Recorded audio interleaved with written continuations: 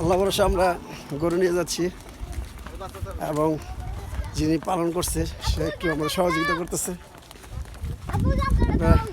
দেখেন গরুটা কিন্তু খুবই কষ্ট করে লালন পালন করে হয়েছে এবং গরুর যতটুকু পারা যায় সহযোগিতা করতেছে, তারা দিয়ে আসবে কাছাকাছি নিয়ে। আস্তে একটা অটো আসতেছে, ষাঁড় গরু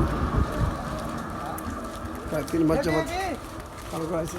এদিক না এদিক না এদিক না এদিক এদিক এদিক শিবা শিবা শিবা। যাই হোক আপনারা 1,90,000 মায়ের তোমার কেমন লাগতেছে? কেমন লাগতেছে তোমার?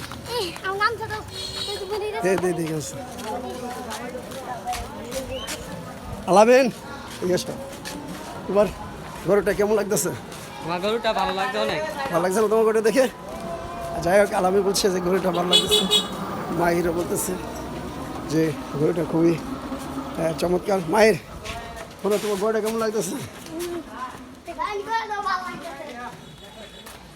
মায়ের গরু নিতে আসছে এবং সে বলতে যাচ্ছে যে গরু গরু গরু আসে দিকে সে দৌড় দিচ্ছে। তো যাই হোক আপনারা আমাদের জন্য দোয়া করবেন, আল্লাহ তাআলা যেন আমাদের কুরবানি কেটে কবুল করে নেয়। আসসালামু আলাইকুম রহমতুল্লাহি ওয়া বারাকাতুহু।